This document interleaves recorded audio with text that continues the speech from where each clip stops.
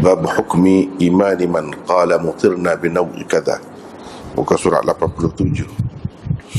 Muka surat 87. Bab hukmi imani man qala mutirna binawi kadha.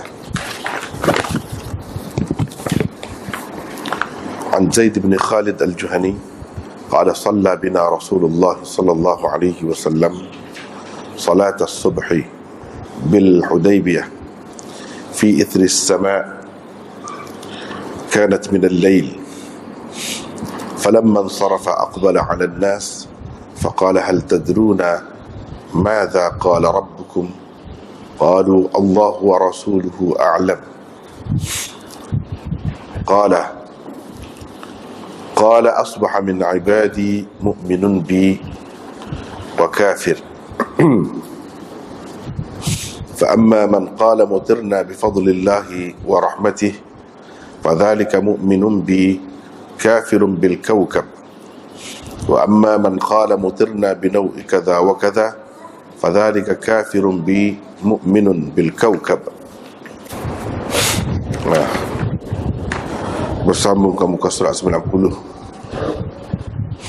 عن ابن عباس قال مطر الناس على عهد النبي صلى الله عليه وسلم فقال النبي صلى الله عليه وسلم أصبح من الناس شاكر ومنهم كافر قالوا هذه رحمة الله وقال بعضهم لقد صدق نوء كذا وكذا قال فنزلت هذه الآية فلا أقسم بمواقع النجوم حتى بلغ وتجعلون رزقكم أنكم تكذبون.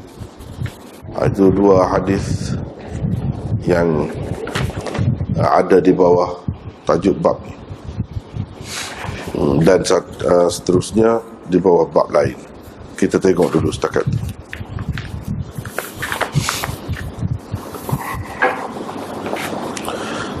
Bab hukum iman orang yang berkata kami mendapat hujan kerana bintang sekian. Zaid bin Khalid al-Juhani radhiyallahu an meriwayatkan katanya Rasulullah sallallahu alaihi wasallam pernah mengimami kami salat subuh di Hudaybiyah. Sesudah pada malamnya hujan turun. Setelah selesai salat, Nabi SAW menghadap kepada orang ramai lalu bersabda, tahukah kamu sekalian apa yang telah difirmankan Tuhanmu? Jawab mereka, Allah dan Rasulnya lah yang lebih tahu. Sabda Nabi SAW, Allah berfirman,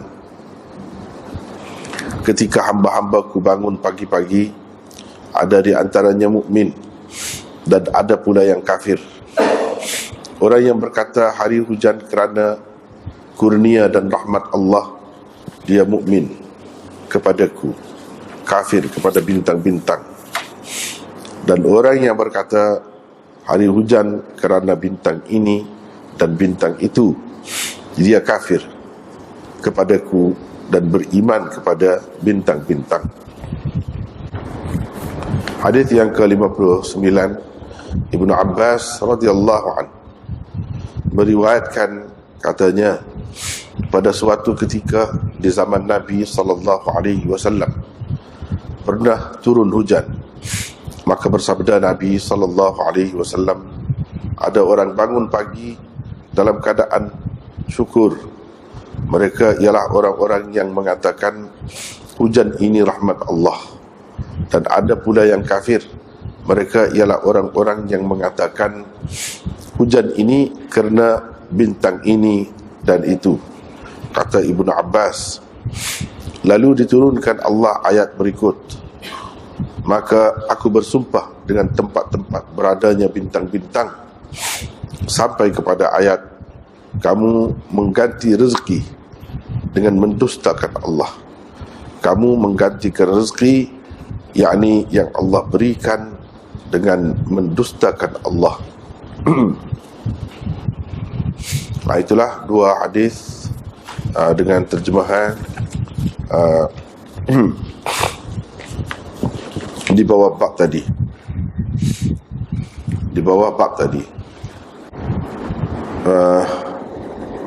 Di situ ada nota, satu nota 259 tentang tajuk. Al-Ethiopi membuat tajuk seperti ini kerana berpendapat ianya lebih sesuai dengan kitab iman. Adapun orang lain seperti Imam Nawawi, Qadhi Iyad dan kebanyakan penyusun matan, mereka membuat tajuk begini: Babu bayani kufri man qala mutirna bin naw. Bab menerangkan kekufuran orang yang berkata kami mendapat hujan kerana bintang. Al-Ubbi telah membuat tajuk begini. Babu ahadith asbaha min abdi mu'minum bi wa kafir. Bab hadis-hadis ada hamba-hambaku yang beriman dan ada juga yang kafir denganku pada waktu pagi. As-Sanusi membuat tajuk begini: Bab man qala mutirna bil anwa fahuwa kufrun. Bab orang yang berkata kami mendapat hujan kerana bintang-bintang, itu kafir. Al-Qurtubi pula membuat tajuk begini: Babu nisbatil ikhtira' li ghairillah subhanahu wa ta'ala haqiqatul kufr. Bab menisbahkan sifat pencipta itu kepada selain Allah adalah kekufuran yang sebenar. Jadi tajuk ni tajuk yang kita dapati di atas tu sebenarnya adalah yang dibuat oleh Al-Ethiopi, salah seorang pensyarah kepada Sahih Muslim. Kalau nak kira, bukan begini semuanya tajuk yang terdapat di dalam syarah-syarah Muslim. Bukan gini semuanya. Jadi ada macam-macam. Jadi masing-masing fikir lebih sesuai yang ni. Yang ni fikir sesuai yang ni. Sebabnya Sahih Muslim itu pada asalnya, mengikut asalnya, dia tak ada tajuk. Sahih Muslim tak ada tajuk yang dibuat oleh Imam Muslim sendiri. Jadi dia serah kepada orang kemudian. Tapi dari segi susunan letak hadis dia tu memang elok dah. Sesuai. Kalau nak misalnya beberapa hadis di sini sesuai nak buat tajuk gini. Memang elok dah. Siap dah tu. Cuma tajuk saja tidak ada. Tajuk saja tidak ada.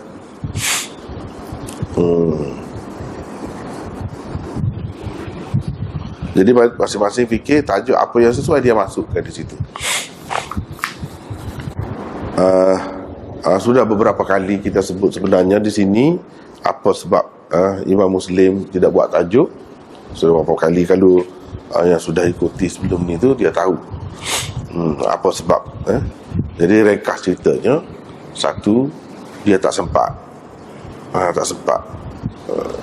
Isi tu sempat dia buat, bahkan susun dengan teratur molek, itu sudah dia buat. Tetapi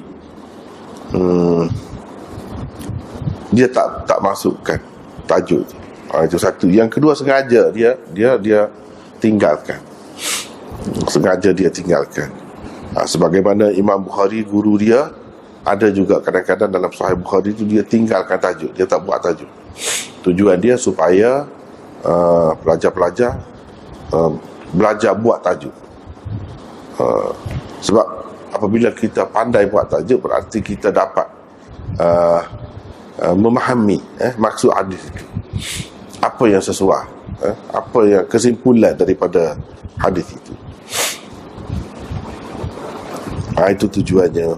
Jadi Imam Muslim ni tidak seperti Imam Bukhari, tempat-tempat tertentu saja tinggal, dia tinggal semua sekali. Tak ada langsung. Itulah maksudnya. Tujuannya. Sebab itu, ya, kalau kita Kalau kita belajar secara berterabur gini tak berapa nampak. Tak berapa nampak. Dalam sistem dia yang sebenarnya, tertib pengajian Sahih Muslim itu, dia berada pada nombor 4. Kalau orang belajar Sunan Sittah, 6 kitab utama tu, dia dari segi tertibnya Sahih Muslim nombor 4. Mula-mula Tirmizi, nombor 2 Abu Daud, nombor 3 Bukhari, nombor 4 Muslim, nombor 5 Nasa'i, nombor 6 Ibnu Majah. Itu dari segi tertib kajiannya. Tapi kalau kita belajar tidak mengikut tertib itu, tak berapa nampak lah. Orang-orang dulu-dulu, kalau dia belajar hadis ni satu-satu, nak betul-betul mahir betul, macam itulah tertibnya. Kemudian setelah ada orang panggil sistem daurah hadis, dia bagi kepada masa-masa, jadual dia tu dia buat mengikut masa dalam setiap hari.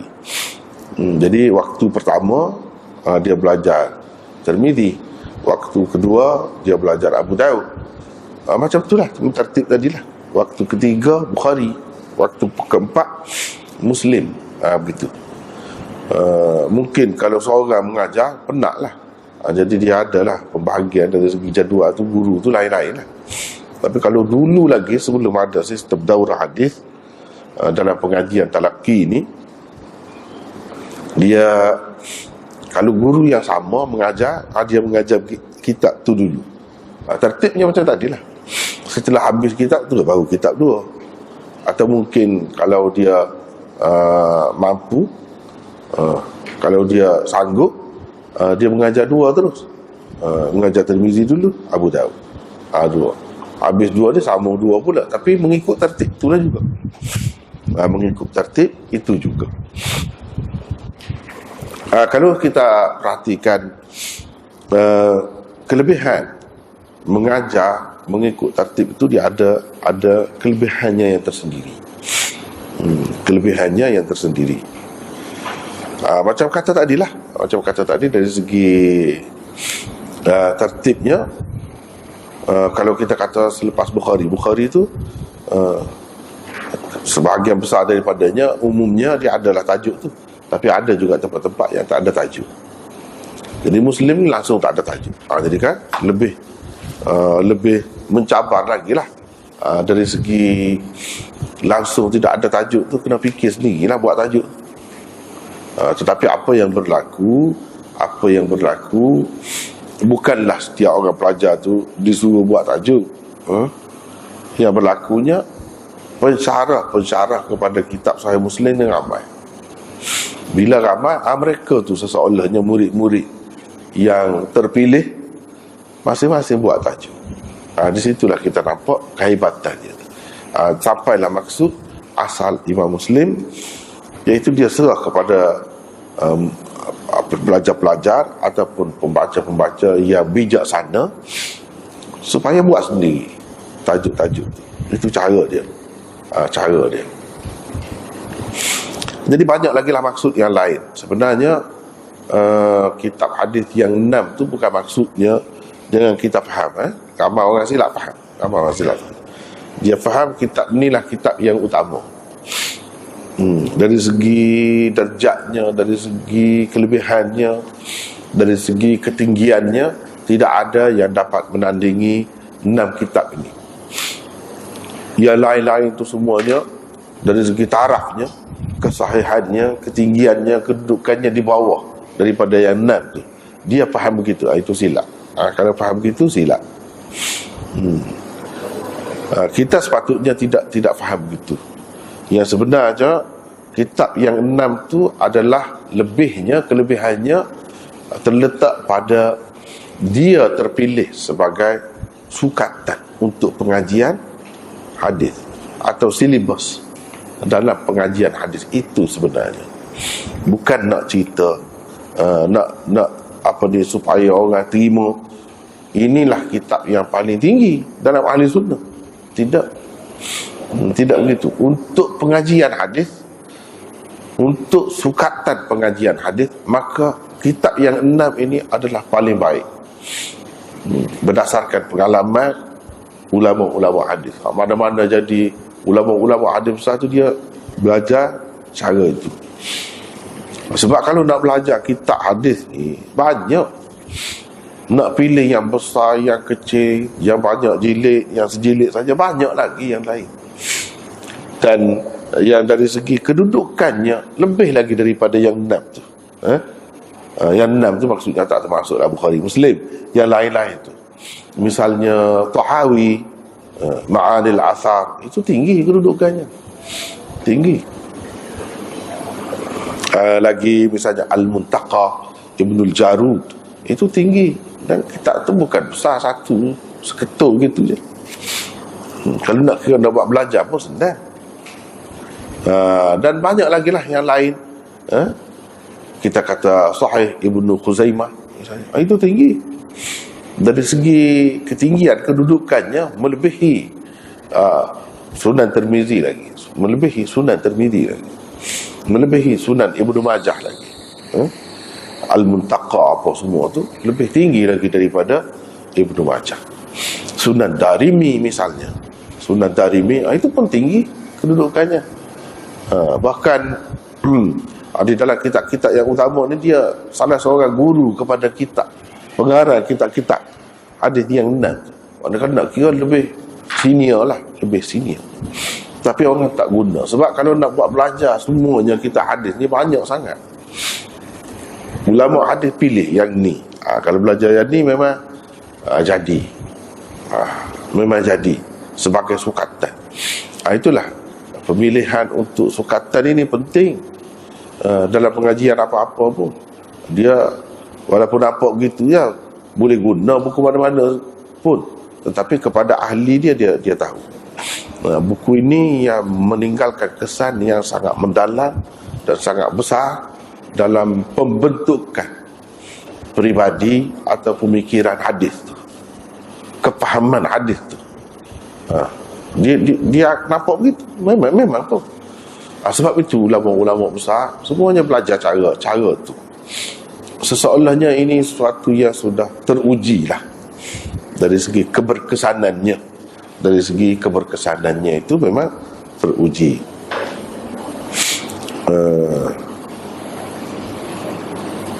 Memang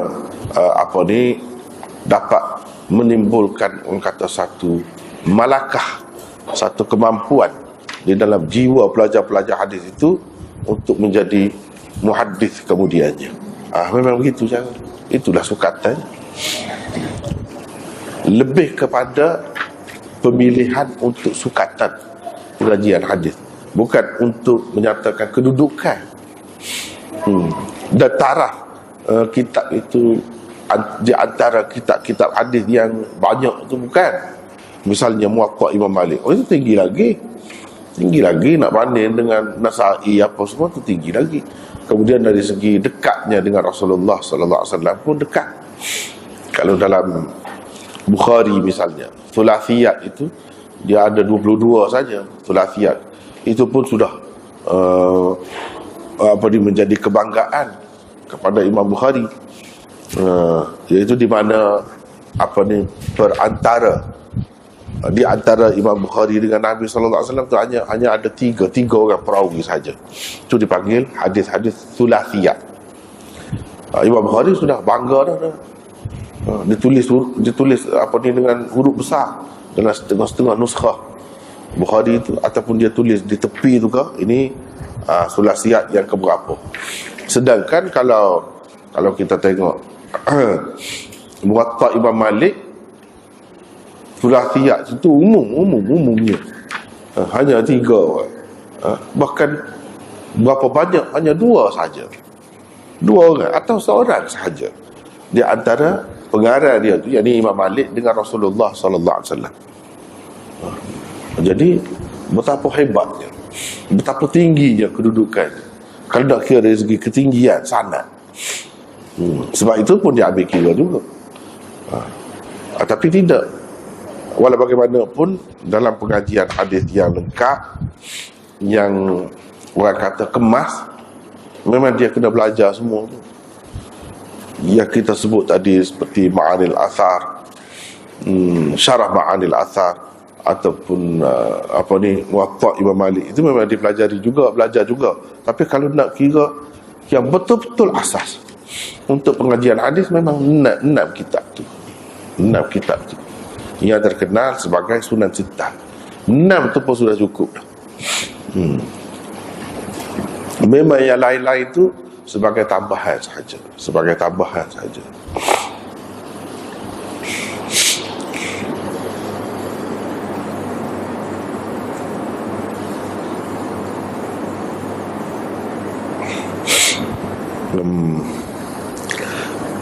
Hadis yang ke-58, Zaid bin Khalid Al-Juhani radhiyallahu anhu meriwayatkan. Siapa Zaid bin Khalid ini? Nisbah beliau ialah kepada Juhainah bin Zaid bin Laith bin Su bin Aslam bin Ilhaf bin Quda'ah. Itulah ni orang panggil nisbah Juhani. Juhani itu apa? Dikaitkan dengan apa? Dikaitkan dengan Juhainah. Dikaitkan dengan Juhainah, iaitu nama orang lah, Juhainah. Jadi keturunan dia tu dipanggil Juhani. Juhani. Seperti Sulami misalnya. Sulami, As-Sulami. Itu nisbah. Dia dalam tradisi Arab ni banyaklah guna benda-benda macam tu. Banyak guna, orang panggil nisbah macam ni. Jadi nisbah ni nisbah kepada puak lah, kepada keturunan biasanya. Tetapi kemudiannya nisbah lebih banyak dia berkait dengan tempat tinggal. Misalnya Asy-Syami, Al-Makki, Al-Kufi. Itu nisbah kepada tempat lah, dikaitkan dengan tempat. Itu pun ada juga. Ada juga yang dikaitkan dengan keturunan macam ni. Jadi itu satu perkara yang penting lah diketahui juga kepada orang yang betul-betul belajar hadis ni. Dia nak tahu juga. Jadi ini nisbah kepada tempat ke kepada keturunan. Jadi perlu tahu. Jadi nisbah tu dia ada pula kitab untuk tambahan dalam pengajian hadis, iaitu dipanggil ansab. Ansab itu sebenarnya dia bukan kitab tentang keturunan sahaja, tetapi yang nisbah yang ada kaitan dengan nisbah, itu pun termasuk di bawah bidang kajian dan perbincangan ansab, nisbah lah. Misalnya yang macam ni, biasanya kalau bahasa Arab dia ada ya lah di akhir tu, di hujung dia tu dia ada ya. Orang panggil ya nisbah. Ya nisbah.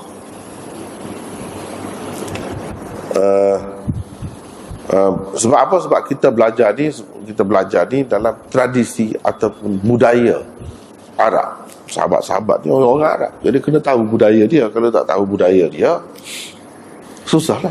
Walaupun tak sama dengan kita tak ada benda-benda macam ni. Tak ada. Walaupun hakikatnya ada. Misalnya orang Kelantan, Al-Kelantani, tapi orang tak sebut kalau orang ni orang Kelantan, orang tak sebut gitu. Orang ni orang Johor misalnya, tak sebut. Itu pasal bukan budaya kita lah, bukan budaya kita.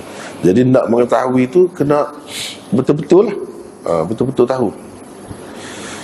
Maka adalah kitab yang khusus namanya Ansab. Kalau misalnya Ansab Sam'ani itu dia ambil kira lah mana-mana nama orang yang begitu ada ya nisbah tu. Ada ya nisbah tu dia akan bincang lah, dia ni siapa. Dan nisbah tu nisbah kepada apa? Mungkin nisbah tu nisbah kepada pekerjaan dia, profession dia, mungkin juga. Mungkin juga nisbah tu nisbah kepada keturunan. Boleh jadi. Jadi nak tahulah ni nisbah apa. Kunyah beliau ialah Abu Talhah Al-Madani. Ini kunyah. Kalau dalam bahasa Arab dia betul kunyah. Tapi saya tukar tu sebab boleh mengelirukan, boleh jadi orang baca kunyah pula, bukan kunyah. Kalau ejaan kita kan NYAS tu nyah, orang tak baca kunyah. Padahal dia memang begitulah sebutannya, kunyah.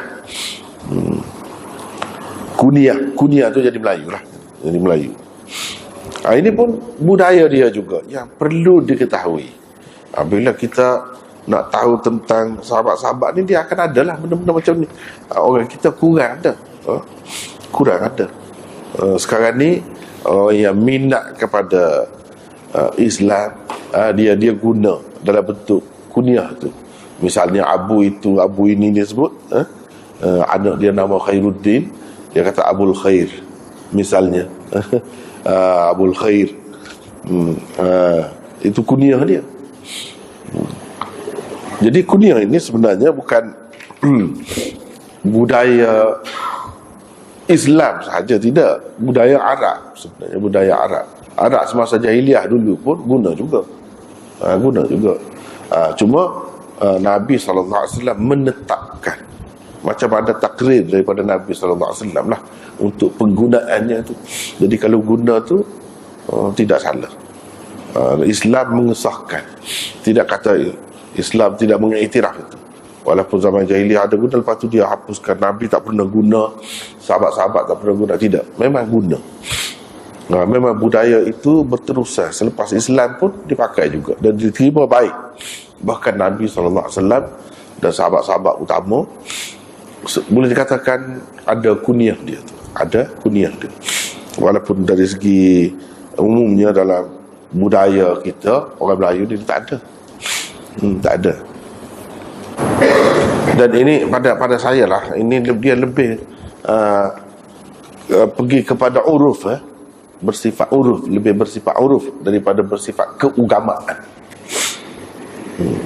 Yang mana uruf yang kita boleh pakai adat. Uruf tu maksudnya adat yang boleh dipakai. Kalau tak pakai pun tak apa. Tidak kata lebih baik orang Islam tu pakai begini. Tidak begitu. Dia tak termasuk dalam bab. Sekadar harus saja. Kalau nak pakai begitu pun boleh. Bukan ia jadi satu tanda lah untuk kebaikan lah. Seperti nama tu sendiri. Nabi SAW suruh pilih nama yang baik. Nama yang ada makna yang baik sebagai doa, itu ada. Tapi dari segi kunyah itu dia lebih bersifat itu adat. Dengan arti kalau kita tak pakai pun tak apa. Sebab di sebalik itu mungkin ada unsur-unsur yang tak baik juga. Jangan kita tengok segala yang datang daripada Arab tu baik semua. Tidak, tak mesti begitu. Cuma dia sekadar harus saja. Sebabnya kalau kita kata dalam masyarakat Arab, dia gunakan kunyah ni banyak maksud dia. Kalau kunyah dengan maksud doa, dia mengharapkan ada sifat itu pada dia. Itu baguslah, tak apalah sekadar tu. Tapi lebih banyaknya mereka kaitkan diri itu dengan anak. Jadi anak tu anak yang mana? Di situ mungkin ada unsur-unsur yang tidak baik juga. Mungkin anak-anak tu terasa pula. Misalnya kita kata dalam budaya Arab biasanya anak yang mula-mula lah, anak sulung. Kita katalah anak dia sulung namanya Muhammad, Abu Muhammad. Lepas tu dia dapat lagi anak lagi yang lain-lain. Kenapa tak disebutkan anak dia yang nama Khalid, yang nama Zaid, Abu Zaid misalnya, Abu Khalid, Abu apa-apa lagi lah. Apa lebihnya anak yang pertama? Apakah semata-mata kerana dia anak pertama? Jadi macam dalam sistem beraja tu begitu? Mesti ada kelebihannya. Dan mungkin ya adik-beradik yang lain tu terasa hati juga. Jadi berapa abunya nak adanya? Mungkin untuk pengenalan sepatutnya satu sajalah digunakan. Kalau banyak tukar-tukar tak kenal pula, susah. Kalau ada 12 orang anak, kita pakai 12 dunia kan jadi susah. Susah juga nak kenal kalau macam tu. Kalau pilih satu, sebut itu saja. Seseolahnya dalam adik-beradik dia itulah yang paling lebih. Kerana kelebihan ke, kerana sulung ke, kerana apa? Yang jadi kelebihan pilih nama dia tu. Dia pergi mungkin itu pergi ke situ dan menyebabkan yang lain-lain terasa. Padahal mungkin dalam anak-anak tu tidak yang sulung, yang lain yang lebih bermakna, yang lebih berarti bukan sahaja kepada ibu bapa dia, tapi kepada masyarakat pun. Jadi atas dasar apa tu? Kita nak kunyah tu menggunakan nama tertentu. Itu benda yang sebenarnya tidak ada dikehendaki oleh agama secara tetap, tidak. Dia termasuk dalam adat sahaja. Kemudian setelah seseorang tu dipilih nama dia, seseorang anak tu dipilih nama dia untuk dipakai dalam kunyah, tiba-tiba kalau tukar kepada anak lain, apa pula perasaan dia? Kerana dia tidak layak dah sekarang ni. Macam-macam timbul tu. Dia tidak layak dah sekarang ni. Jadi lalu ditukar kepada nama anak yang lain. Mungkin timbul juga begitu. Susahlah. Susah.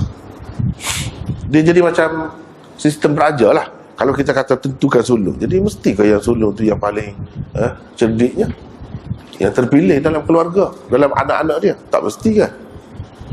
Tak mesti. Jadi dia benda-benda begitu. Kalau tukar, mungkin itu jadi tersentuh pula perasaan dia. Itu sebab benda ni dia lebih kepada adat. Bukan dia ada kaitan dari segi agama. Agama memang nak begitu, ada kelebihan. Tapi biasanya sebab mula-mula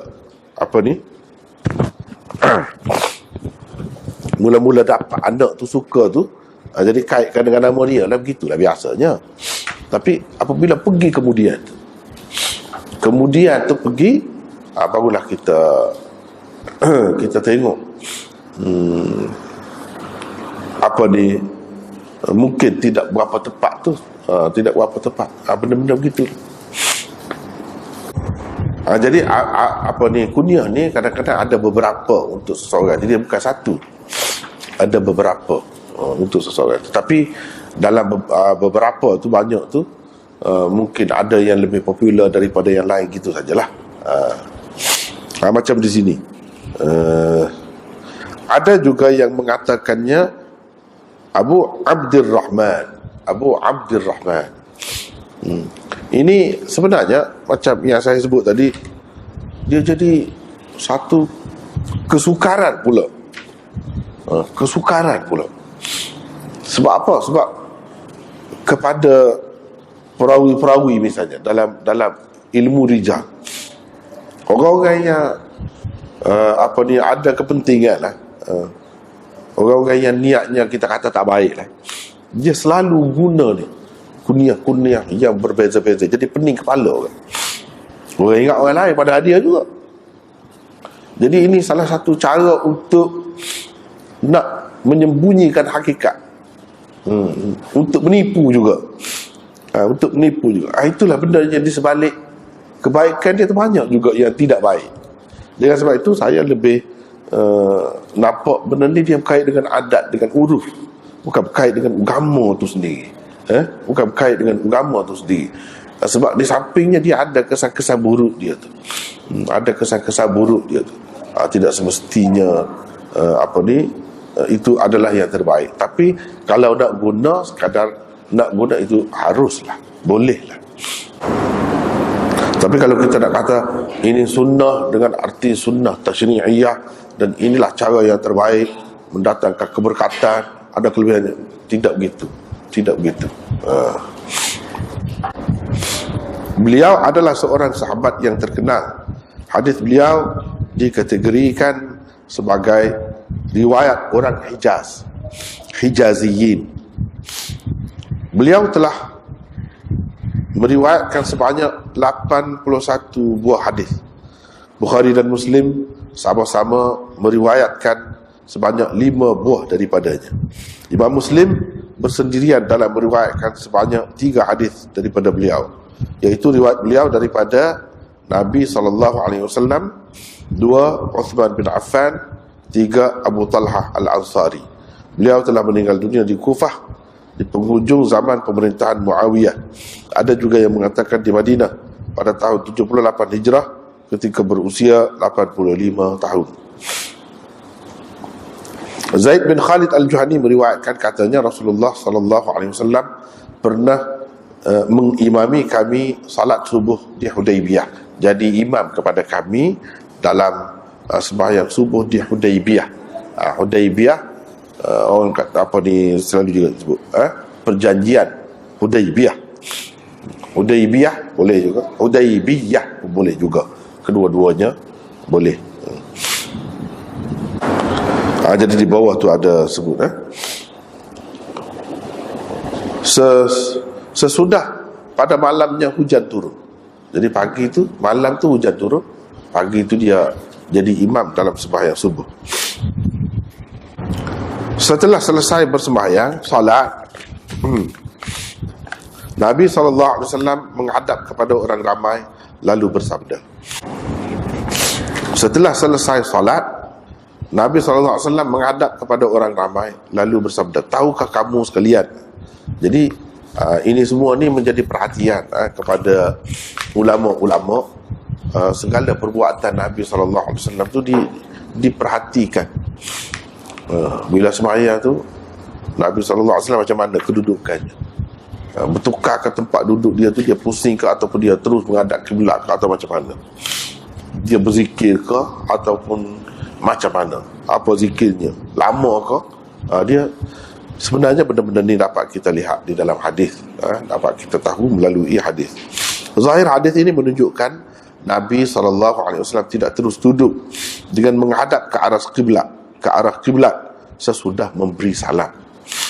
Sebaliknya baginda berpusing ke arah kanan atau ke belakang dengan menghadap ke arah para makmum, dengan menghadap makmum, macam saya menghadap sekarang, begitu. Imam Malik berpendapat inilah cara yang seeloknya dilakukan oleh imam masjid sesudah selesai bersembahyang. Inilah cara Nabi SAW. Yang kebanyakannya begitulah, dia pusing kanan. Sebab itu setengah-setengah ulama dia kata yang jadi kelebihan makmum di sebelah kanan tu sebab Nabi SAW selalunya bila lepas sembahyang dia pusing kanan. Bila pusing kanan, orang yang duduk sebelah kanan tu dia nampak dengan terang. Salah satu sebabnya lah yang disebutkan di dalam kitab-kitab, kalau di zaman Nabi SAW dahulu, itu sebabnya. Jangan dia hampir tidak ada pusing kiri, pusing kiri. Tapi kalau dia bangun pergi ke sebelah kiri, itu ada.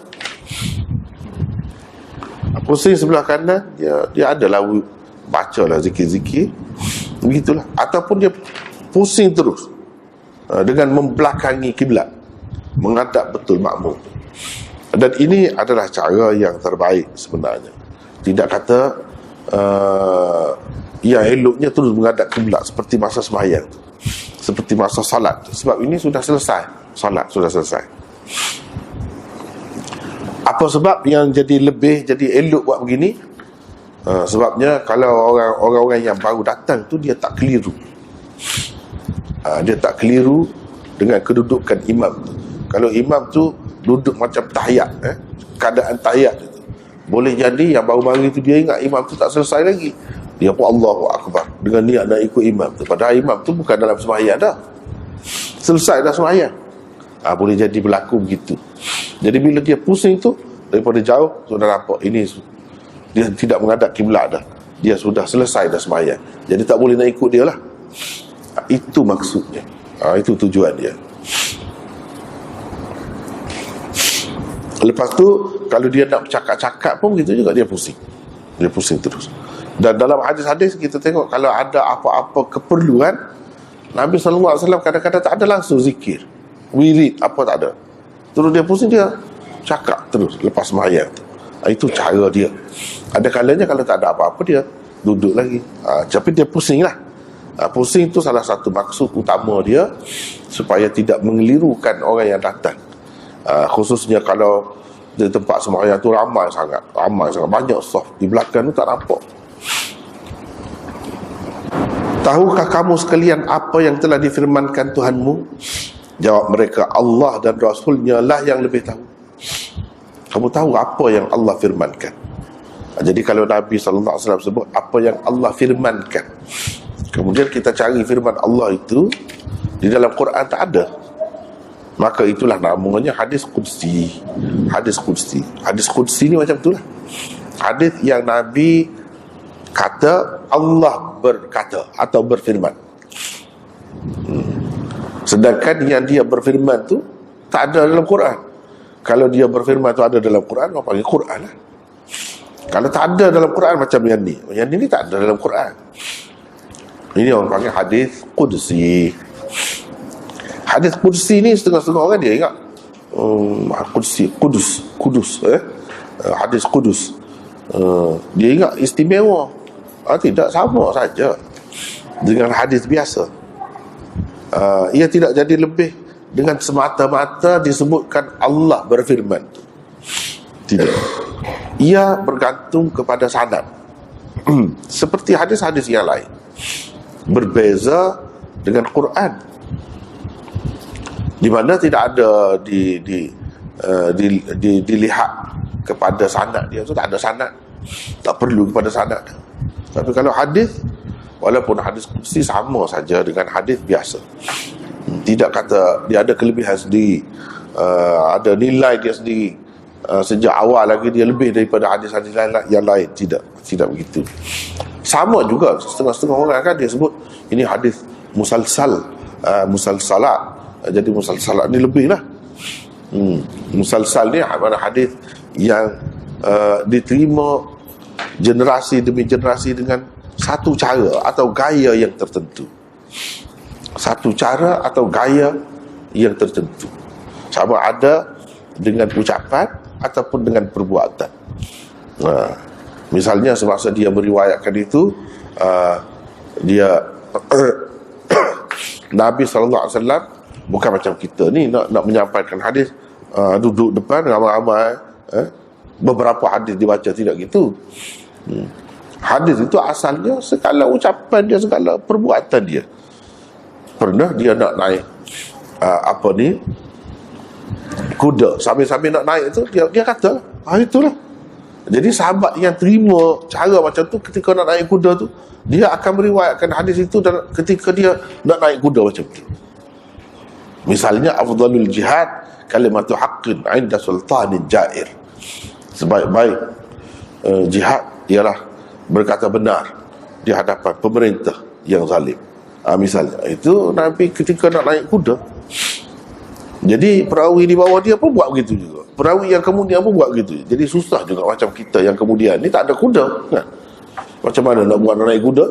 Kena cari kuda lah kira-kira untuk nak biar jadi bersambung hadis musalsal tu. Jadi itu dari satu segi ada kelebihan dia, sebab dia menyatakan sesuatu hadis dalam keadaan tertentu, menunjukkan perawi itu dia betul-betul ingat ketika Nabi kata tu macam mana keadaan dia. Jadi sudah tentu ucapan itu sendiri diingat juga dia, sebab keadaan itu pun dia ingat. Tentulah ucapan tu dia ingat lebih lagi lah, sebab itu yang dimaksudkan. Jadi sebab itulah ada kelebihannya, tidak nafi, tetapi tidak semata-mata kerana itu ia jadi lebih, dan ia tidak boleh jadi dhaif misalnya, tidak, ia boleh jadi dhaif juga. Ia boleh jadi kurang daripada hadis yang tidak musalsal. Ia juga bergantung kepada sanad. Itu pentingnya sanad ni. Ia bergantung kepada sanad. Jadi kalau macam ni, Nabi bersabda, Allah berfirman, ketika hamba-hambaku bangun pagi-pagi. Berfirman tu maknanya hadis kursi lah.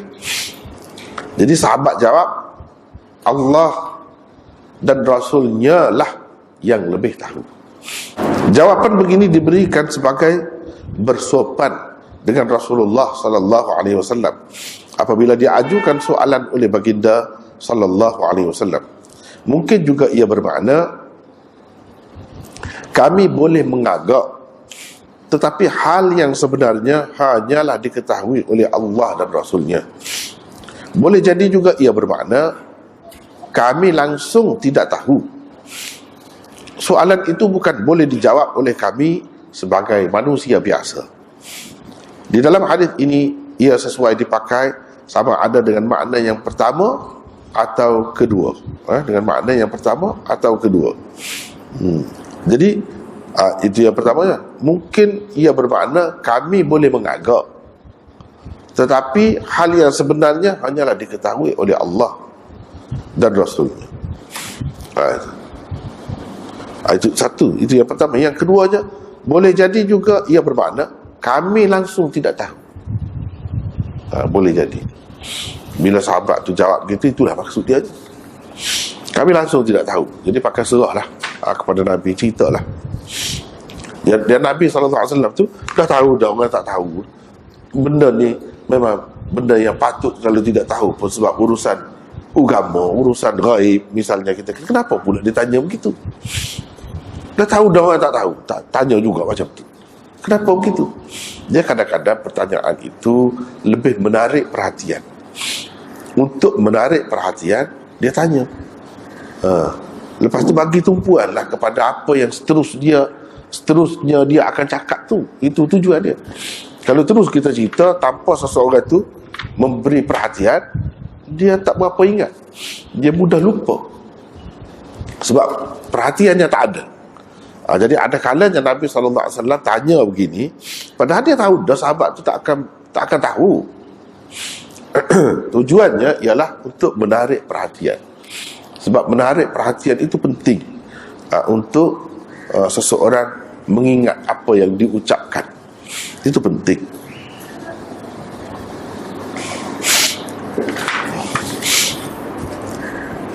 Misalnya bersumpah ke, bila bersumpah dia menarik perhatian. Sampai bersumpah ni bukan main-main. Jadi itu cara nak menarik perhatian. Kalau mengikut keadaan yang asalnya begitulah. Tapi orang Arab sekarang ni jadi orang kata jadi pakaian kebiasaan dia, basahan dia. Pakaian basahan dia. Bercakap sikit-sikit wallah tu. Jadi tidak ada makna sumpah tu. Wallah itu hanya sungguh gitu saja maknanya. Dari segi makna bahasa, bukan makna dari segi syarak. Boleh kita kata ini termasuk dalam yaminul laghwi. La yu'akhidhukumullahu bil laghwi fi aymanikum walakin yu'akhidhukum bima 'aqadtumul ayman. Boleh jadi termasuk dalam itu.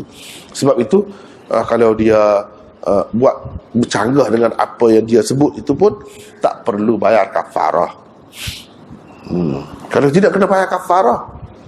Kalau buat tak sumpah dengan apa yang kita bersumpah tu, tapi oleh kerana sumpah tu orang panggil yaminul laghwi, sumpah hampa, sumpah yang hampa, sumpah yang semata. Jadi dari segi penggunaan bahasa sahaja, dengan maksud menguatkan itu saja. Yang mana kalau kita terjemahkan ke dalam bahasa kita ni, kita tak terjemah dengan makna demi Allah pun boleh. Sungguh betul, memang kita kata begitu, dengan makna itu saja. Tapi lafaznya wallah, dia orang Arab banyak guna begitu. Jadi kita perlu fahamlah Allah wallah. Lepas tu tak betul pun apa yang dia cakap, kita pergi marah kat dia. Kenapa kamu tak kafarah? Kafarah sumpah. Dia padahal dia sumpah tu sumpah orang panggil al-lagwi, yaminul lagwi. Nah, itu kena faham. Kalau tidak jadi fasik ramai benar lah orang Arab. Sebab apa dia biasalah cakap sikit wallah sikit. Dia kena faham benda-benda begini sudah jadi perbualan dia, termasuk dalam perbualan dia biasalah. Sabda Nabi SAW, Allah berfirman, ketika hamba-hambaku bangun pagi-pagi, ada di antaranya mukmin dan ada pula yang kafir. Orang yang berkata hari hujan kerana kurnia dan rahmat Allah, dia mukmin kepadaku, kafir kepada bintang-bintang. Dan orang yang berkata hari hujan kerana bintang ini dan bintang itu, dia kafir, tidak percaya kepadaku dan beriman kepada bintang-bintang. Ini semua ni, kalau kita perhatikan hadis-hadis yang macam ni ataupun ayat-ayat Quran, ini semua dalam hubungan untuk menerapkan akidah tauhid, dan nak membersihkan jiwa dan pemikiran umat daripada kesyirikan. Itu sebenarnya. Jadi bendanya bukan berkait dengan bintang saja, banyak lagi yang lain. Cuma kali ini pada benda tu yang disebutkan. Dan itulah kerja Nabi sepanjang hayat, sepanjang perjuangan dia. Yang paling nyata dalam segala-galanya menegakkan tauhid dan menghapuskan kesyirikan. Ini menjadi intipati ajaran dia. Boleh dikatakan ada sentiasa benda ni, menunjukkan konsep itu sangat penting, sangat istimewa, dan kedudukannya sangat tinggi dalam agama. Benda yang memang ditujui lah sebenarnya, dikehendaki dalam agama. Tauhid. Jadi ini termasuk dalam bahagian itu. Mungkin pada ketika lain banyak lagi benda lain pula dia cerita. Benda lain pula tentang misalnya kita kata bulan Safar, la safara, la adwa wala thiyarata, jangkit dan penyakit ke, ataupun bulan Safar ke membawa bencana, membawa malan, ataupun burung hantu dan sebagainya. Itu pun sama juga. Sebenarnya nak mengemaskan akidah tauhid dalam jiwa umat, supaya tidak kata begini bukan bukan bermakna menafikan terus ada kaitannya dengan benda tu, tidak gitu. Tetapi yang sebenarnya dia nak tanam akidah tauhid itu dengan sedalam-dalamnya. Nak mengemaskan akidah tu. Kerana itu di bawah tu, kerana telah mempercayai hujan itu adalah ciptaanku. Kenapa dia mukmin? Tentu sebabnya. Bukannya ciptaan bintang-bintang. Yang seterusnya, kenapa dikatakan kafir? Kerana mengingkari nikmatku, kurniaanku dan rahmatku. Hari hujan kerana bintang ini dan bintang itu, dia kafir, tidak percaya kepadaku. Kerana mempercayai bintang-bintang boleh melakukan sesuatu dan menurunkan hujan. Menurut Al-Qurtubi, yang dimaksudkan dengan kafir di sini ialah kekufuran yang sebenarnya. Memang kafir betul. Jadi kafir itu jadi kafir sungguh. Kerana ia dibandingkan dengan keimanan yang sebenar. Sebab kufur-kufur di sini sekarang ni duk bincang tentang apa ni? Tentang iman. Jadi iman tu iman dari segi iman yang sebenar ke, ataupun iman macam mana yang tidak sebenar? Jawabnya kalau sebenar. Jadi kalau sebenar iman itu, lawan dia ni pun yang sebenar jugalah. Kufur sebenar lah. Bukan maksudnya majazi lah. Bukan majazi. Kufur tu dengan makna tidak bersyukur ke. Jadi iman itu makna bersyukur ke. Tidak makna itu. Memang iman sungguh. Kufur tu kufur sungguh. Ia mungkin betul untuk orang yang mempercayai hujan itu adalah perbuatan bintang-bintang dan ciptaannya, bukannya ciptaan Allah Subhanahu wa ta'ala, seperti mana yang dipercayai oleh setengah-setengah orang jahil dari kalangan ahli nujum, naturalis dan orang Arab.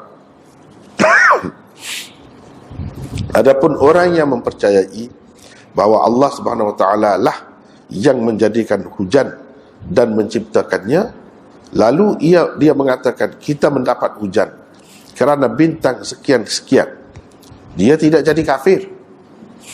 Tidak jadi kafir. Mana kita kata Allah. Jadi ini semua ni nak mengemaskan akidah. Jangan kita kata bintang-bintang tu ada kuasa, ada kehendaknya sendiri. Sebab dia akan membawa kepada pemujaan kepada bintang-bintang tu pula. Kena kata Allah. Mungkin ada dari segi hubungan sebab tu ada. Hubungan sebab tu ada. Oleh kerana kedudukan dia di sini maka berlakulah musim begini-begini. Itu boleh diterima, tidak salah. Tapi jangan kata dia tu sendiri dengan kehendak dia. Ada kehendaknya, ada kuasanya. Bukan alat untuk menyempurnakan kehendak Allah, bukan. Tapi dia tu sendiri, itu yang salah. Kalau kita kata pada ketika bintang ni duduk di sini, maka berlaku begini-begini berdasarkan pengalaman dan pemerhatian manusia, itu tidak salah gitu. Jadi itu yang agak jauh, yang dekat ubat. Kita kata ubat. Kita percaya ubat itu sendiri kuasa dia menyembuhkan. Itu salah.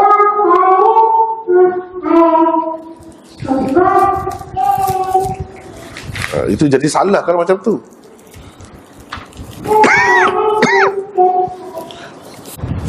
Jadi salah lah. Kita kena kata yang menyembuhkan Allah.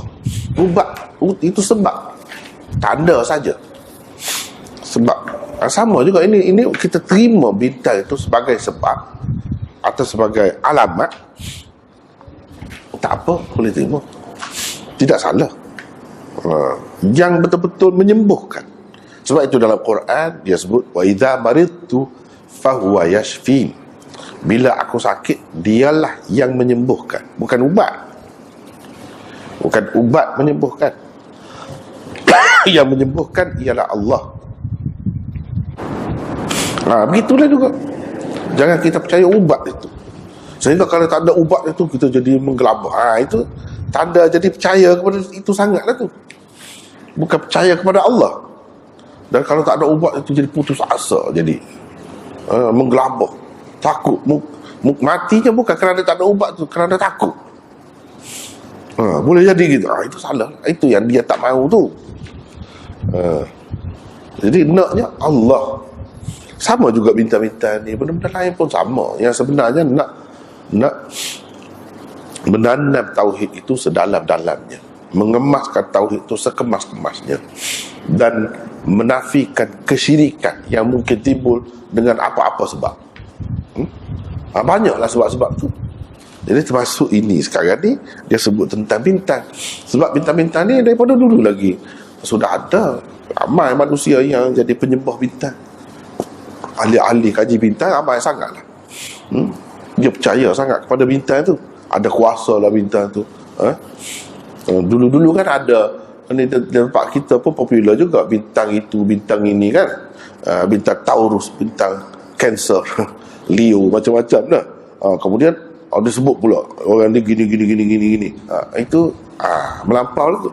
Boleh jadi rosak akidah tu. Boleh jadi rosak akidah tu.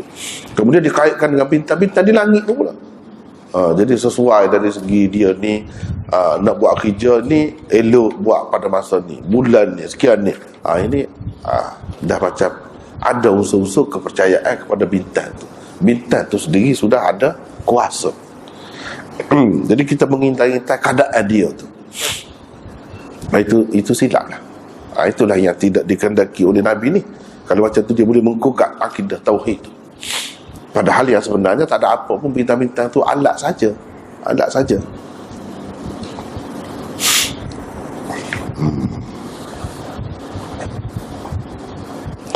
Adapun orang yang mempercayai bahawa Allah SWT tadi namun dia telah melakukan kesalahan dari dua sudut. Satu, kerana telah menyalahi syarak. Syarak memang telah melarang percakapan seperti itu secara umumnya. Jangan kata begitu. Dua, kerana telah bercakap seperti orang kafir, sedangkan kita telah dilarang daripada menyerupai mereka. Melalui sabda baginda sallallahu alaihi wasallam, khaliful musyrikin, bermaksud biar berbezalah kamu daripada orang-orang musyrikin. Rasulullah sallallahu alaihi wasallam juga bersabda, khaliful yahud, bermaksud biar berbezalah kamu daripada orang-orang Yahudi. Jadi dia tak bagi, sebab mereka ni ada semua ada penyakit akidah tu ada. Musyrikin pun penyakit akidah juga, Yahudi pun penyakit akidah juga. Jadi jangan bagi serupa lah. Banyak perkara bila kita menyerupai dia, kita juga terlibat, kena tempias dia. Di dalam Al-Quran juga terdapat larangan sedemikian. Allah Subhanahu wa taala berfirman, ya ayyuhalladzina amanu la taqulu ra'ina, bermaksud wahai orang-orang yang beriman, janganlah kamu ucapkan ra'ina. Perkataan ini asalnya digunakan oleh orang-orang Yahudi untuk mengejek Nabi Muhammad sallallahu alaihi wasallam. Di dalam bahasa mereka ia bermakna bodoh. Tetapi dia pura-pura pakai bahasa Arab, padahal dia pakai bahasa dia tu. Bila para sahabat mendengarnya, mereka menyangka ia adalah perkataan yang digunakan untuk memuliakan para nabi. Lalu mereka juga mengucapkannya dengan anggapan ia bermaksud, perhatikanlah kepada kami, berilah perhatian kepada kami. Begitu. Jadi orang yang hatinya lurus tu, dia ingat orang guna tu dengan maksud baik, padahal mereka itu hatinya busuk. Dia guna berdasarkan bahasa dia. Jadi dekat-dekat bunyinya tu. Dia guna dengan maksud tak baik, dengan maksud perlilah untuk perli. Tapi dia tahu dah orang Arab tu mana tahu bahasa dia. Dia tak faham. Dia tak faham. Maka Allah menurunkan firman-Nya yang melarang penggunaan perkataan itu. Jadi sebab menyerupai.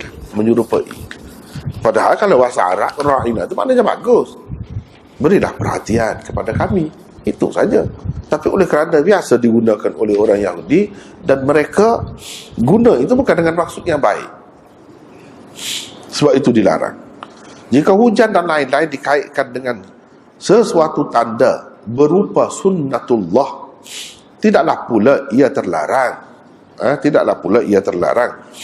Rasulullah sallallahu alaihi wasallam sendiri pernah bersabda, idza nasha'at bahriyah thumma tasha'amat fatilka 'ain ghadiqah, bermaksud bila muncul awan dari sebelah lautan dan ia bertiup ke arah Syam, maka berlakulah hujan lebat selama beberapa hari. Nabi kata begitu. Jadi ini suatu tanda yang biasanya dalam masyarakat Arab tu, dia yang berpengalaman, dia boleh sebut bila ada tanda macam ni akan berlaku hujan yang lebat beberapa hari. Itu tak salah pun, sebagai tanda Nabi sendiri guna. Dan ini termasuk dalam hadis Muwatta Imam Malik. Bukan kata tak boleh nak berpandukan bintang, tak boleh nak belajar ilmu bintang, tidak. Setengah-setengah orang dia salah faham. Jadi tak boleh nak belajar ilmu bintang. Bukan, ini maksud lain. Ini maksud nak jaga akidah tauhid itu, jangan berlaku syirik. Kalau kita terima ia sebagai tanda yang Allah SWT cipta dalam sistem alam dia ni, itu boleh, tak salah begitu. Menurut Imam Nawawi pula, para ulama berselisih pendapat tentang maksud kufur. Di dalam begini, seperti kita kata, siapa buat rumah kamu? Tukang sekian-sekian lah, kita sebutlah tukang. Siapa buat kek ni? Ni kita sebutlah orang tu, orang tu. Siapa yang buat benda ni? Kita sebutlah. Dalam keadaan kita sebut tu akidah. Ini kalau bercakap tentang akidah, kita sebut yang kita sebut semua ni sebagai sebab. Hakikat semuanya yang menjadikan segala-galanya Allah. Kena percaya begitu. Kita percaya begitu. Tapi zahirnya, kalau sebut Allah, Allah semua, susahlah nak cakap lah. Jadi tukar tu Allah kah? Gitulah, yang buat kek tu Allah. Takkan begitu. Jadi sebut sebab itu tidak salah. Kamu sembuh ni, maka ubat pergi berjumpa dengan siapa? Doktor mana? Sebut doktor. Tidak salah itu. Tapi dalam hati kita yang menyembuhkan Allah. Itu maksudnya nak tanam tu. Dari segi zahir nak kata boleh. Tapi kata tu biar ingat setakat mana yang kita boleh percaya kait dengan dia tu. Itu bila bincang tentang akidah ni kena teliti, bahagian mana yang kita kena kaitkan dengan Allah, yang hakikat dia. Dari segi zahir sebagai sebab kita boleh sebut gitu. Mati kenapa? Kerana aksiden. Padahal mati itu malakul maut lah, ambil nyawa dia. Itulah hakikat mati. Yang tak ada aksiden mati juga. Tapi kita boleh sebut ini sebab dia. Tak salah. Hakikat kena percaya dia mati sebab nyawa dia dicabut oleh malaikat. Tu hakikatnya. Jadi orang yang berakidah tu, dia ada hakikat dia tu, di sebalik tu. Itulah yang nak ditanam oleh Rasulullah SAW. Bukan bercakap mengikut zahir begitu saja. Tentang maksud kufur di dalam hadis ini, dan mereka terbagi kepada dua golongan. Satu, golongan yang berpendapat bahawa yang dimaksudkan dengan kufur di sini ialah kekufuran kepada Allah yang sebenar. Kufur sungguhlah, yang menafikan iman dan mengeluarkan seseorang itu daripada agama Islam. Jadi kafir itu kafir betul lah. Kalau percaya begitu sungguh, percaya bintang tu ada kuasa, dan sehingga orang-orang kafir tu lah, oleh kerana dia percaya begitu, maka dia adalah, dia buatlah upacara tertentu untuk jaga hati, untuk puja lah, kita kata untuk puja bintang itu. Dia buat cara-cara tertentu. Ada pula misalnya orang yang mengajarnya, itu sudah jadi syirik lah kalau macam tu, sampai ke peringkat itu. Jadi yang Nabi SAW nak jaganya jangan sampai jadi syirik dengan sebab benda-benda ni. Sebab zahirnya memang ada peranan dia tu. Sama juga kalau manusia sekalipun, kita bekerja dengan dia, terlalu bergantung dengan dia sehingga jadi sedih sangat, putus asa bila tak bekerja dengan dia, seseolahnya yang memberi rezeki dia. Sama juga, kita percaya yang memberi rezeki Allah. Yang kita bekerja itu saluran saja, sebab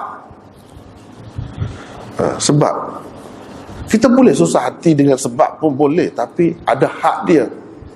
Jangan segala-galanya tergadai kita, terjual kita, habis kita dengan benda tu. Jangan. Kita ada Allah, itu yang sebenarnya. Sama juga, dia bukan bintang saja, manusia pun begitu. Kadang-kadang kita tengok, situlah ada bezanya antara orang yang percaya kepada Allah dan percaya kepada sebab-sebab yang zahir ni. Jadi kadang-kadang dia buatnya macam Tuhan. Kegelisahan dia tu akibat tak dapat benda tu, akibat hilang misalnya pekerjaan ke, jadi bergantung harap sangat tu. Kalau kita kaji-kaji, bergantung kepada Allah pun tidak sampai begitu. Itu bahayanya. Itu yang kena jaga. Mereka mengatakan bahawa ini benar untuk orang yang beriktikad bahawa bintang itulah yang menyebabkan turunnya hujan, seperti anggapan orang jahiliyah. Orang yang beriktikad seperti ini memang tidak diragui lagi tentang kekufurannya. Inilah pendapat jumhur ulama, termasuk Imam Syafi'i, dan inilah juga maksud zahir hadis tersebut. Golongan ini juga mengatakan bahawa orang yang mengatakan kita mendapat hujan kerana bintang sekian-sekian, dengan beriktikad bahawa ia datang daripada Allah Subhanahu Wa Taala dengan rahmatnya, bintang itu pula tidak lebih daripada tanda atau alamatnya berdasarkan kebiasaan dan adat. Seolah-olahnya dia mengatakan kami mendapat hujan pada waktu sekian-sekian, seolah begitu saja. Maka ucapan dengan kepercayaan seperti ini tidaklah akan menjadikan seseorang kafir. Cuma mereka berselisih pendapat tentang kemakruhannya. Pendapat yang kuat ialah ia makruh tanzihi dan tidak mendatangkan dosa. Sebabnya ialah ungkapan itu juga diucapkan oleh orang kafir. Jadi ia kelihatan tidak elok jika diucapkan oleh seorang yang beriman. Selain itu, ia juga adalah syiar orang jahiliyah dan orang yang setaraf dengan mereka. Itu tak elok saja. Kalau kita cakap yang sebenarnya Allah, tapi kata begitu. Jadi yang seeloknya orang Islam tu dijaga benda-benda begini. Kalau kata menyembuhkan, Allah, sebut Allah. Walaupun kita memanglah hilang penyakit tu setelah pergi di hospital tu misalnya, ataupun tahan reda ke sakit itu setelah pergi berjumpa dengan doktor sekian-sekian. Tapi kita kena percaya yang menyebabkan kita begitu sebenarnya Allah. Ini saluran. Bukan tak boleh terima saluran itu, sebab itu, tapi ia bukan mempunyai iradatnya yang tersendiri. Tidak, iradat Allah juga, cuma guna saluran itu. Kalau tak ada saluran itu pun kadang-kadang dia boleh sembuh juga dengan cara lain. Dengan cara lain boleh juga. Kena percaya begitu. Jangan bergantung dengan itu saja. Dengan itu saja. Seseorang kalau tak ada dia, jam semuanya. Jangan sampai begitulah. Dua golongan ini mentakwilkan maksud kufur yang dinyatakan di dalam hadis tersebut dengan kufur nikmat Allah Subhanahu wa taala. Kerana membataskan perbuatan menurunkan hujan itu kepada bintang sahaja. Ini benar untuk orang yang tidak beriktikad bahawa bintang itu boleh melakukan apa-apa pun. Takwilan ini disokong oleh riwayat terakhir di dalam bab ini yang menyebutkan asbaha minan nas syakirun wa kafirun. Dalam hadis yang tadi, yang seterusnya, yang ke berapa tadi? Yang ke-59 tadi. Disebut syakir di situ. Jadi makna mukmin di sini dengan makna syakir. Dan kufur itu adalah kufur nikmat. Itu antara dalil sokongan lah. Bermaksud ada di kalangan manusia yang bersyukur dan ada yang kufur. Juga riwayat lain yang menyebutkan ma an'am tu ala abdi min ni'matin illa asbaha fariqum minhum biha kafirin. Bermaksud tidak ada satu pun nikmat untuk hamba-hambaku melainkan ada di kalangan mereka yang jadi kafir kerananya. Di dalam hadis yang lain pula Rasulullah sallallahu alaihi wasallam baikilah bersabda begini, ma anzalallahu ta'ala minas sama' min barakah illa asbaha fariqum minan nas biha kafirin. Bermaksud tidak ada satu pun keberkatan yang diturunkan oleh Allah Ta'ala dari langit melainkan ada satu golongan manusia yang menjadi kafir kerananya. Kerana dia akidah itulah, kerana akidah tu dipercayainya dengan sebab ni, dengan sebab matahari, dengan sebab bintang, dengan sebab bulan, dengan sebab ini. Dipercayainya begitu. Seseorangnya ada kehendak, ada iradat, ada kuasa dia. Jadi orang zaman dulu, dia percaya bukan-bukan. Orang Islam tidak dibenarkan percaya begitu. Pada bulan penuh, misalnya binatang-binatang laut tu jadi besar, jadi banyak isinya, ketam apa semua tu banyak isinya. Jadi kita kaitkan dengan bulan tu, bulan penuh. Itu salah. Seseorang bulan yang buatkan begitu. Kenapa kita tak boleh fikir pada bulan cerah tu dia banyak rezeki, banyak rezeki Allah SWT. Dia cerah misalnya, dia mudah nampak nak cari makanan dia. Mungkin kita boleh kata begitu lebih baik daripada kita mengatakan bulan itulah yang menyebabkan dia tu jadi banyak isi dan sebagainya. Itu salah. Itu tanda saja atau sebab yang Allah SWT gunakan untuk sampaikan nikmat dia, untuk sampaikan kebesaran dia, kehendak dia. Begitu. Jadi dia adalah benda-benda ni mengikut ketetapan di dalam sistem alam dia yang kita panggil sunnatullah. Sunnatullah dah begitu. Riwayat-riwayat ini semuanya menunjukkan bahawa apa yang dimaksudkan dengan kufur itu ialah kufur nikmat. Jadi kufur nikmat ini pun tak sepatutnya berlaku kepada orang mukmin. Sebab orang mukmin dia sentiasa ingat kepada Allah sebagai Tuhan yang memberi nikmat, bukan benda-benda lain. Bukan benda-benda lain. Nak menyembah pun sembah dia. Yang bagi segala nikmat itu pun dia juga. Itu yang dipercayai dalam akidah orang mukminnya begitu.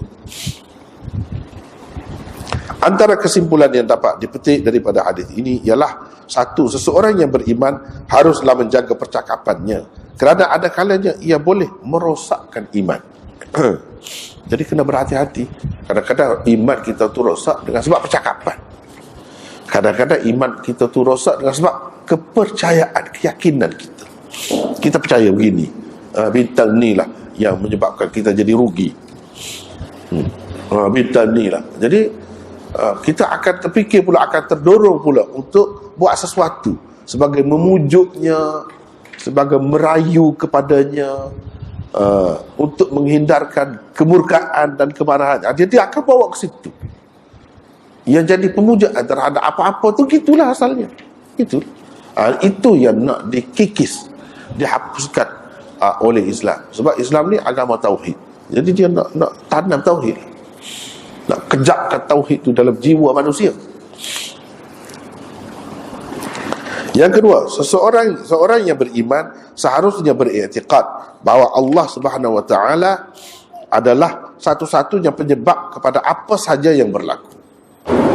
3, percakapan atau perbuatan yang mencerminkan akidah orang kafir mestilah dielakkan agar ia tidak menimbulkan rasa was-was di dalam hati atau mendatangkan syak wasangka pada orang ramai. Jadi kena jaga orang Islam itu. Antara sifat dia dijagalah. Dari segi percakapan, dari segi apa, jangan menimbulkan prasangka kepada orang lain tentang dia ni merosak misalnya akidah. Jadi satu fitnah yang lain pula.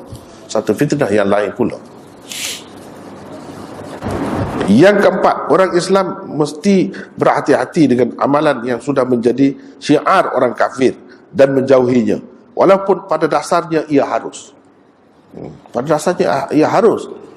Tapi ia sudah jadi syiar orang kafir, jangan guna. Itulah yang sebaik-baiknya, supaya kita jauh daripada segala-galanya milik mereka, sama ada kepercayaan atau amalan atau lain-lain. Sebab mereka tidak berasaskan kebenaran yang jitu, yang kuat, iaitu tauhid. Kebenaran yang jitu, yang kuat ialah asasnya tauhid. Itu mengikut Islamnya. Kalau asasnya syirik, tidak.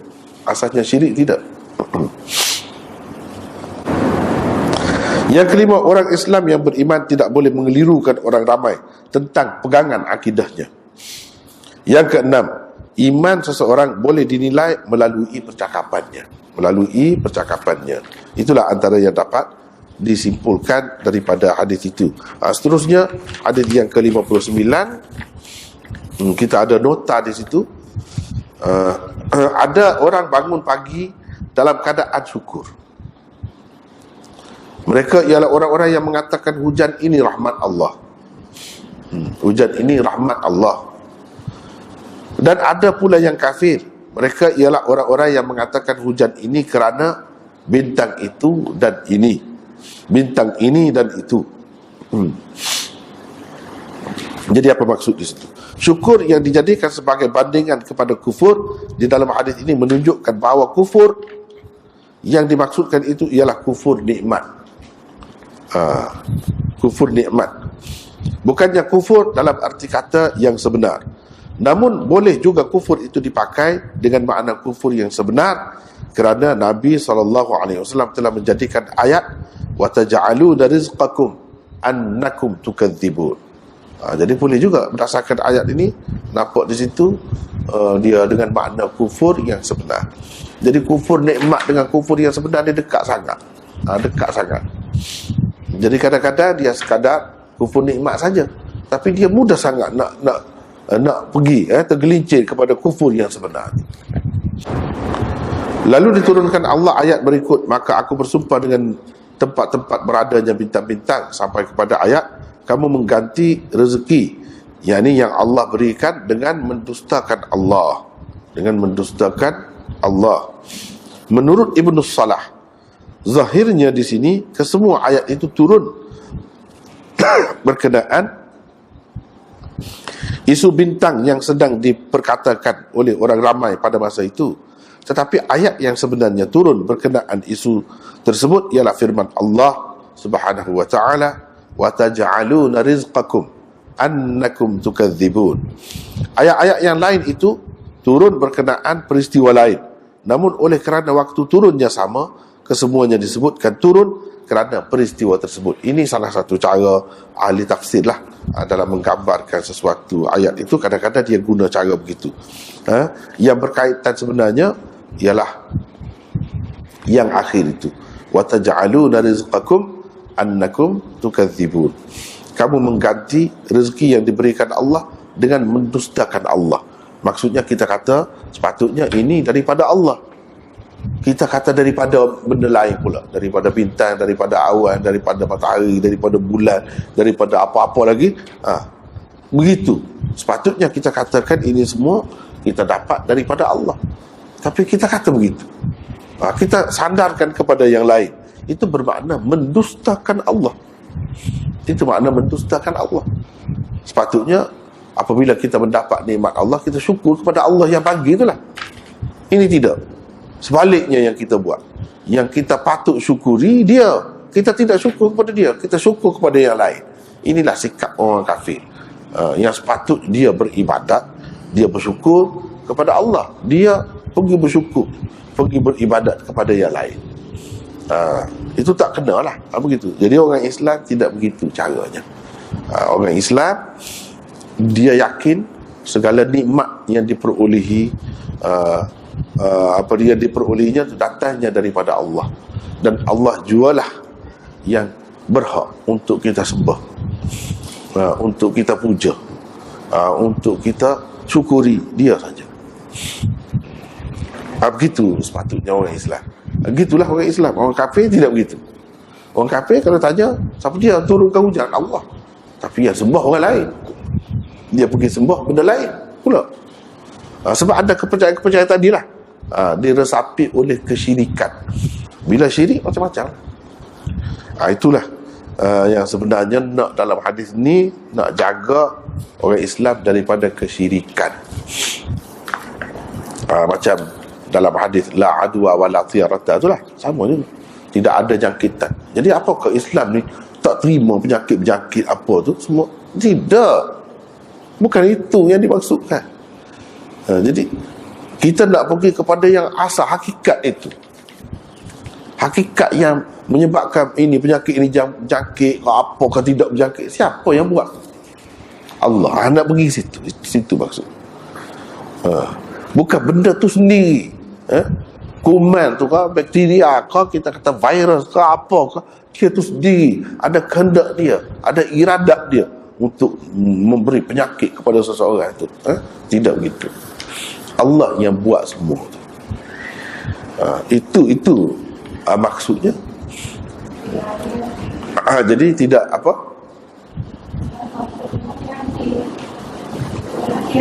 Kena berhati-hati lah. Kena berhati-hati sungguh lah. Jadi kita boleh terima. Sebab itu Nabi SAW kan dia larang jangan duduk dekat orang yang kena penyakit kusta. Sebab penyakit itu penyakit. Dia kata larilah daripada orang yang kena penyakit kusta seperti kamu lari daripada singa misalnya. Kenapa dia suruh lari? Sebab dia tahu jangkit lah. Tadi dia kata tidak ada sebarang jangkitan. Maksudnya dengan sendiri, kuman tu sendiri. Tidak begitu. Allah semua tu aturkan. Di sini dia buat kuman, dia buat bakteria, dia buat itu ini untuk beri orang tu sakit. Kehendak dia, bukan kuman tu sendiri yang ada kuasa. Memang zahirnya dia ada kuasa, macam kita lah ada kuasa, tapi kuasa kita ni Allah yang bagi. Kalau Allah nak tarik sekejap saja, mudah saja. Yang kuat macam kita ni pun boleh hilang. Usaha kat kuman yang tak nampak tu, lagilah Allah SWT boleh hilangkan. Kalau ada kita kata apa ni, ada kuasa dia, ada kesan dia pun, boleh Allah SWT hilangkan. Ini kita percaya pula benda tu. Jadi takut sangat. Itu yang nak dinafikan. Bukan nak apa di dalam Islam ni dia tak terima penyakit itu. Sebab itu dia ada kan orang panggil al-hajrus sihhi, al-hajrus sihhi, kuarantin. Dia ada dalam Islam tu. Jangan pergi di sini. Kalau sudah kena wabak, Nabi arahkan jangan pergi ke situ. Yang ada di situ jangan keluar ke lain. Ada arahan, maknanya dia ada kesan tu. Tapi sambil-sambil dia kata itu, dia kata tak ada semua ni. Tak ada tu dari segi akidah. Kita kena percaya Allah yang buat semua itu. Bukan benda-benda tu, bulan Safar ke ataupun binatang tertentu ke. Ini semua sebab. Semua sebab. Bukan apa ni, segala-galanya berlaku dengan tindakannya sendiri, dengan kehendaknya, dengan kuasanya sendiri. Tidak. Tidak begitu. Tapi dengan kuasa Allah Subhanahu wa ta'ala. Penyakit kanser ke apa sajalah kita kata dalam dunia ni, jangan kita kata benda ni yang menyebabkan begitu, benda ni. Kalau ia benda tu pun itu sebab yang Allah buat untuk berlakunya. Yang sebenarnya Allah. Yang lain-lain tu sama ada bakteria, kuman, apa ke, alat atau sebab saja. Sebab saja. Kalau tak ada benda tu pun mati juga. Seperti kita boleh kata ni mati kenapa? Sakit ini. Ni mati kenapa? Kerana aksiden. Kalau tak berlaku semua tu, tak mati juga. Mati juga. Jadi yang mematikan Allah sebenarnya. Kena percaya begitu. Jangan percaya yang mematikan lori itu misalnya. Sebab tu lori itu repuk. Itu sebab.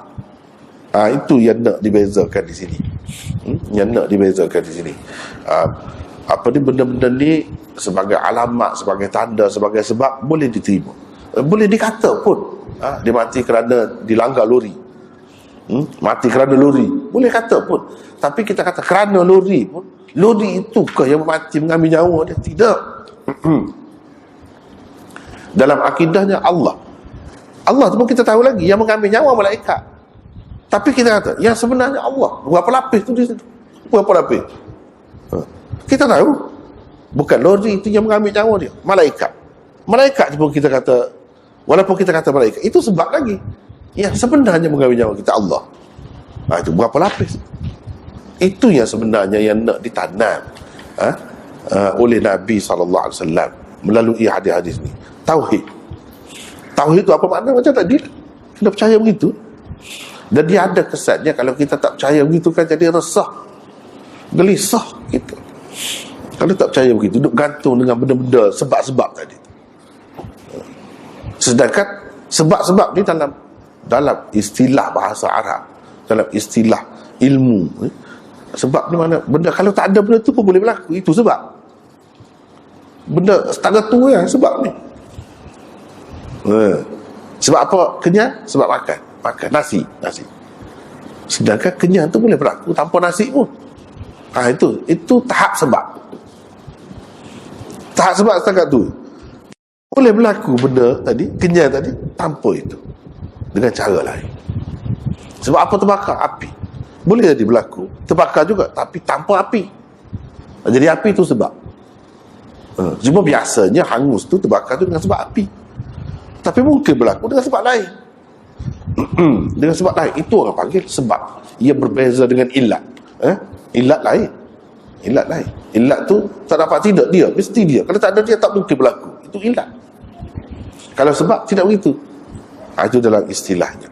Dia ada beza antara sebab dengan ilat itu. Itulah yang selalu ditunjukkan dalam sejarah manusia ni, dalam Quran, dalam hadis ditunjukkan benda-benda macam itulah. Sebab tu kadang-kadang ada tapi tidak berlaku. Macam kepada Nabi Ibrahim, dibakar dengan api begitu besar, bukan kecil-kecil punya api, besar tapi tak hangus.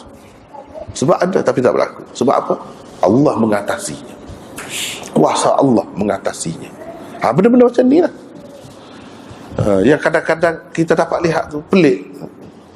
Yang pelik. Sebab Allah di sebalik itu. Bukan yang zahir. Yang zahir tu.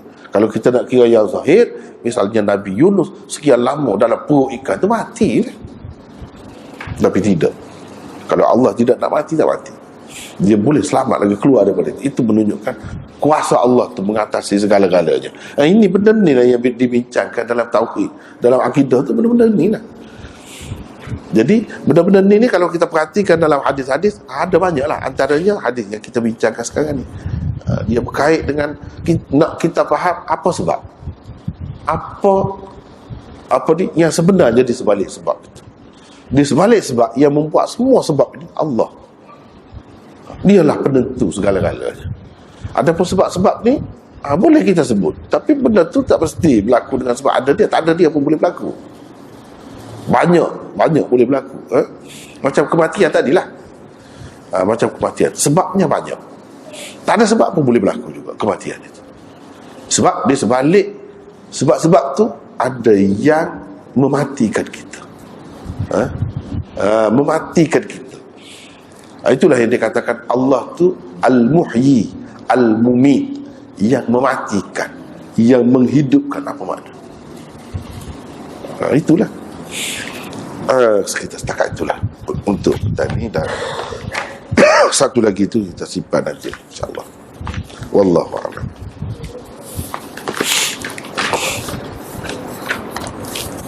Ada ke apa-apa kemusykilan ni? Yang tentang ke gerhana matahari, gerhana lah yang kita tahu itu bulan bintang dan satu selari. Tapi di sebalik Nabi mengadakan solat gerhana tu, apa disebabkan hakikat dia ataupun apa disebaliknya lah? Ya, dia dari segi hikmatnya lah, hikmatnya banyak. Salah satunya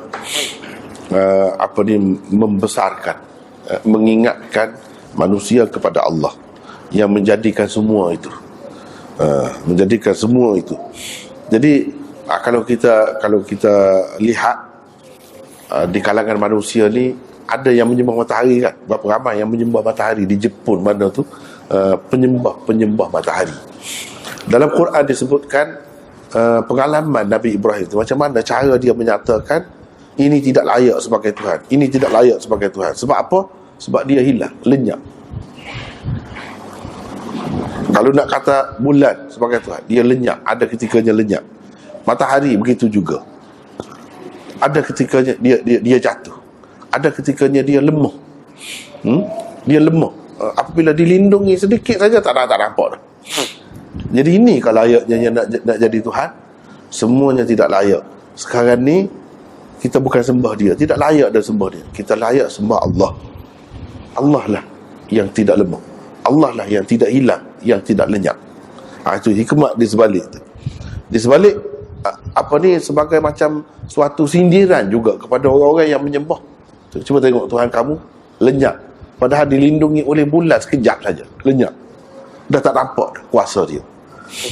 Di satu segi itulah maksudnya nak menarik perhatian manusia kepada Tuhan yang sebenar, yang dianggap sebagai Tuhan itu. Macam itulah, cuba kamu tengok lemahnya Tuhan yang tidak pernah lemah, tidak pernah lenyap, ialah Allah. Mari kita sembah dia dalam keadaan itu. Dalam keadaan itu salah satu hikmatnya. Yang kedua, apabila berlaku keadaan-keadaan seperti itu, kita perlu ingat kepada Allah. Dari segi mengikut kajian sains pun, dia dalam keadaan bahaya tu sebenarnya.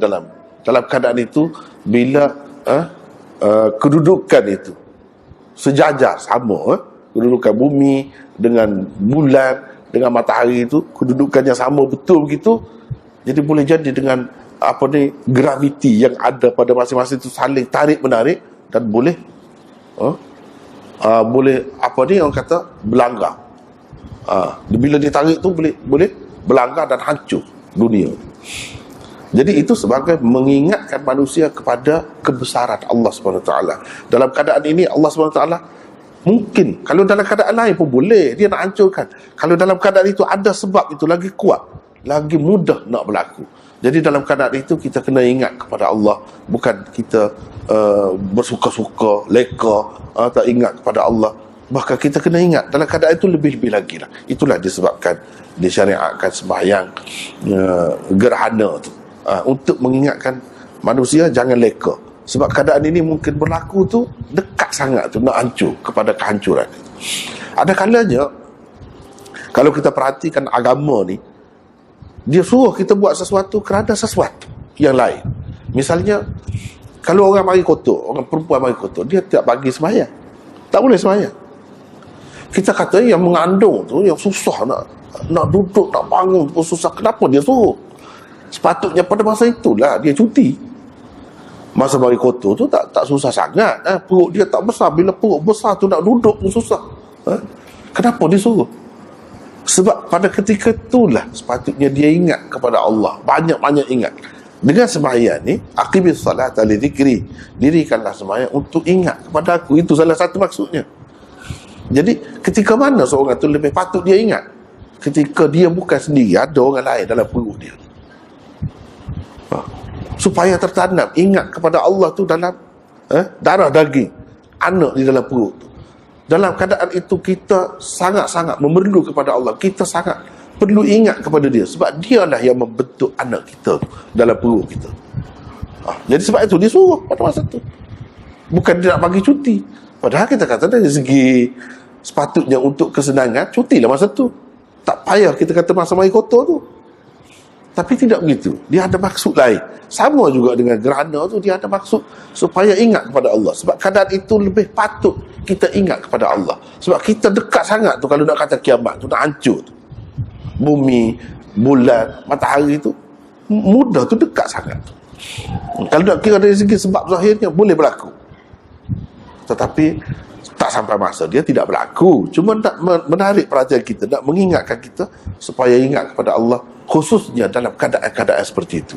Dalam keadaan lain pun kena ingat, kita selalu disuruh bersembahyang 5 waktu tu tetap ada. Tapi dalam keadaan-keadaan tertentu lebih-lebih lagi. Misalnya Nabi kalau dia tengok ribut kuat, dia masuk bersembahyang.